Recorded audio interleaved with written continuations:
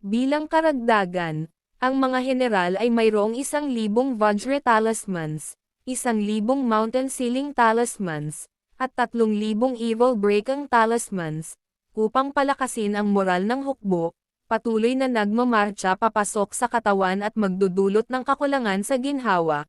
Pagkatapos sabihin na hinailan niya ang kanyang junior na disipulo at tumakas pagkatapos ng ilang talakayan, nagpa siya ang mga general na tambangan si Konishi Yakunaga sa kanyang ruta. Sa pag-atres sa tolda ng hukbo ng Ming lahat ay namamahagi ng mga gantimpala. Si General Luo Shangxi ang unang umakyat sa pader ng lungsod at binigyan ng gantimpala ng 5,000 taels ng pilak. Si General Li Yan ang nag-utos sa frontline at pinatay ang Hapon na si General Goto Kaki at binigyan ng gantimpala ng 2,000 taels. Hinawakan ni Li Yan ang pilak na tray, at sinabing salamat sa taong nagbibigay ng pilak. Si General Li ay masyadong mahinhin. Ang aking general na si Wu ay pinuri ng iyong sibat na pamamaraan ay matalas at may estilo ng isang koronang prinsipe.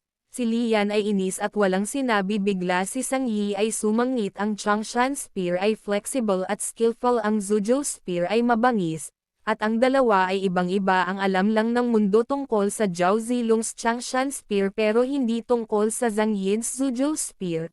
Ito ay bawal para sa mga kahalili ng Zhuzhou Spear, then he said with isang nagtatampo mo kasabihin sa matandang si Wu. Ayoko siyang marinig na magsalita tungkol sa pagsasanay ng sibat ng Zhuzhou. Sa pagdinig nito, alam niyang mali ang nasabi niya at agad siyang yumuko para humingi ng tawad kay Li Yan. Pagkatapos, ay bumaling siya kay Sang Yi General Song Led, ang unang singil at nag-ambag sa pagkuha ng city reward. 20 taels of silver. Song Yi, malamig na tinanggihan, hindi na kailangan. Busog na ako kapag nakita kong buo na ang aking pamilya. Ang batalyon ng gwardya ay nagdusa ng pinakamaraming paghihirap sa paghuli sa Shinjutai. Ang perang ito ay dapat gamitin para aliwin ang mga pamilya ng aking mga kapatid sa batalyon. Sa sandaling matapos siyang magsalita, ang ibang mga general ay hindi nasiyahan at nakipagtalo para sa iilang pangungusap na mainit ang ulo. Hindi napigilan ng general na bumunot ng kanyang espada at hiniwa ang mga mata ni Sang Yi. Kumikislap si Sang Yi at itinutok niya ang kanyang gintong sibat sa ulo ng tigre sa kanyang dibdib. Sa kritikal na sandali ng isang sibat na bakal ang tumusok sa gitna na humaharang sa dalawang sandata na mahigpit na sinabi ni Li Yan, napakaikli ng inyong pasensya pero kalimutan na natin ang tungkol dito. Pagkatapos nating pag-usapan ang pag-aaway ay makakasira lamang sa pakikipagkaibigan sa pagitan natin. Nang marinig ito, iniligpit ni Sang Yi ang kanyang espada at tumalikod at naglakad palabas. Simple noong gabing iyon ay pumunta si Li Yan sa isang open space sa labas ng lungsod. Nag-iisang sinusuri ni Li Yan ang sitwasyon. Tapos na ang matinding labanang ito at marami na akong karanasan, at ang aking mga nasasakupan. Kinikilala ako ng mga general sa lahat ng dako bilang General Li, lalo na ang mga opisyal at sundalo sa garrison. Napakaraming pilak. Sa tingin ko mayroong 20 ginto. Ang bawat ginto ay nagbibigay ng 25 puntos, na nagbibigay ng 500 yanfu puntos. Binubuksan din nito ang skill killing spree, na isang passive skill na, kapag ina-attack, ay may tiyak na pagkakataon na mag-trigger ng pagpatay na layunin, pagbabante sa kaaway sa loob ng kalahating segundo hanggang 2 segundo. Ito rin ay isang kinakailangan para sa pag-unlock ng 2 daga na mana. Hanggat mayroon akong isang mas malakas na item ng Yanfu, magkakaroon ako ng isang clue, upang buksan ang mana na may 2 daga. Ang presyo ng isang pagkain ay dapat bayaran, ang sama ng loob ng 2 daga ay dapat ipaghiganti, mahilig siyang pumatay at lumaban, at ang kanyang matigas na personalidad ay inukit ng espada ng isang mandirigma. Walang alinlangan na ang sinaunang larangan ng digmaan ang pinakaangkop na lugar para makakuha ng ganitong uri ng Yanfu item. Biglang inihayag ng system na pinatay mo ang isang general mula sa panahon ng Warring States at opisyal na na-unlock ang Yanfu event na ito. Patayin ang commander ng unang pulutong ng hukbo ni Shukichi, si Coach Ini. haharangin ng hukbong Ming ang natalong hukbong Hapones na umaatres mula sa Shigetai sa Ilog Datong. Ito lang ang pagkakataon mo. Ang nilalaman ng kaganapang ito ay higit na lumampas sa mga limitasyon ng mga kakayahan ni Han Tao. Maaari mong talikuran ang kaganapang Yanfo at malayang kumilos sa loob ng isang buwan. Pagkatapos sumuko, mawawalan ka ng 30 limitasyon sa pamimili at ang pagsusuri ng antas. Gayunpaman, hindi mawawala ang mga puntos at item na nakuha mo sa kaganapang ito. Isang dialogue box ang natanggap. Pagpasa, biglang umalangaw-ngaw ang isang malalim na boses ng lalaki. Sabi ko, Lin, ang 24 na dingin ng Tanjoy Han Tao, makinig ng mabuti, dapat tanggapin mo agad. Hindi na nag-atubili pa si Lian at piniling tanggapin, sabi ng system. Tinanggap mo itong Yanfu event na iniimbestigahan, dahil sa Yanfu event na ito, may error sa drop location. Ang how, gayunpaman, ay magbabayad sa Han Tao, natutulungan ng isang peking Bapdudo. Sa sandaling iyon, nagningas ang mga mata ni Lian, at ang kanyang mga pupil ay nagbuga ng kumikinang na itim na kidlat, isang malalim na black hole ang unti-unting humiwalay sa kanyang mga pupils. Nagpatuloy ang system sa pag-anunsyo, tumangala si Lian sa black hole na lumalabas sa kanyang mga mata, biglang may lumabas na lalaki, malamig siyang bumantong hininga at naghanda sa paghakbang palabas ng ang laki ng black hole ay sapat na para sa kalahating tao.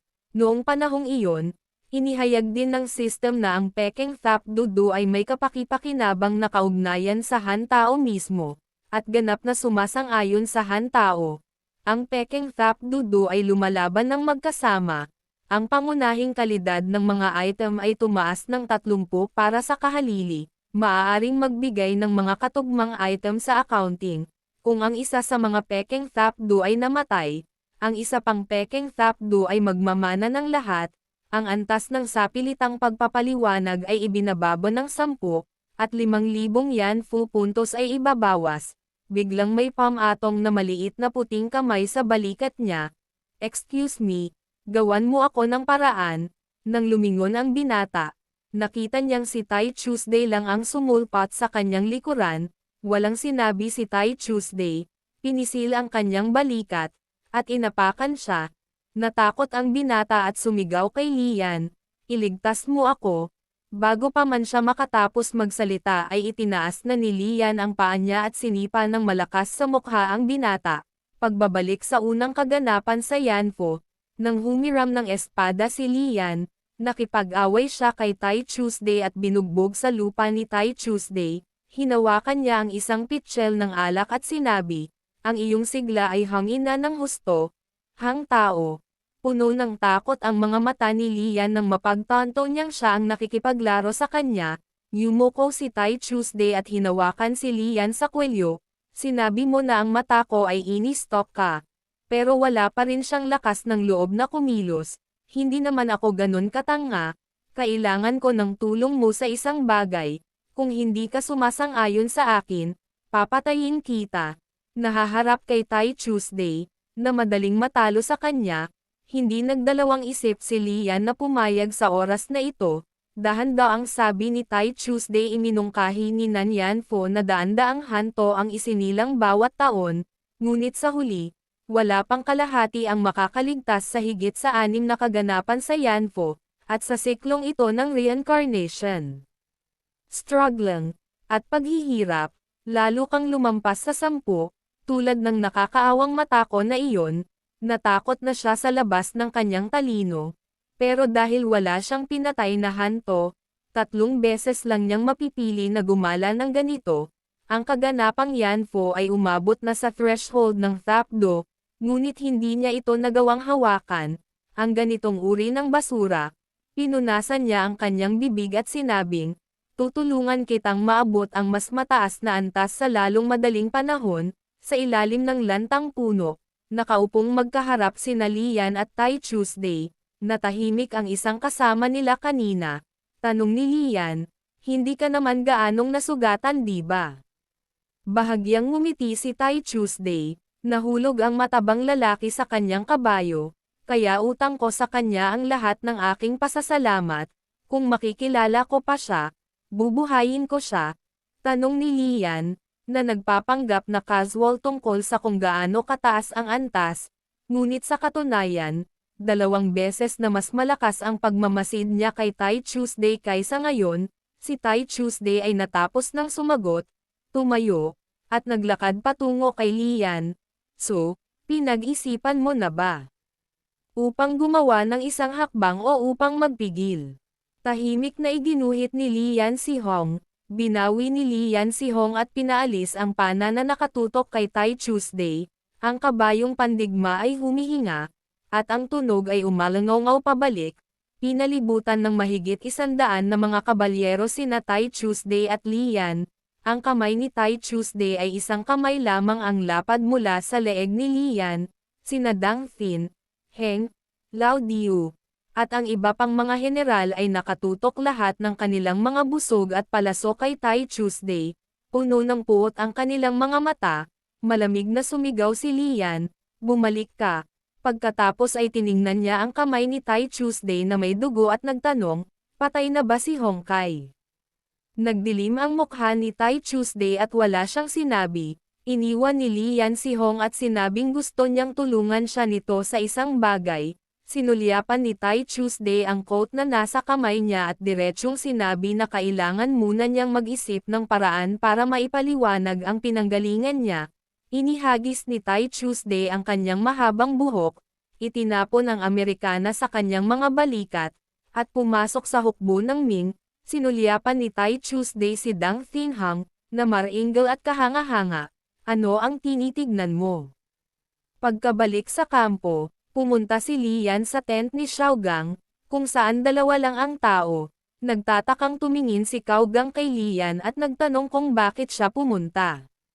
Matapos kumpirmahin ni Lian, umiling si Ye Xiaogang, General, dapat mong hanapin ang commander. Si Liu ang Inspector General ay hindi makakapagdesisyon, naisip ni Lian.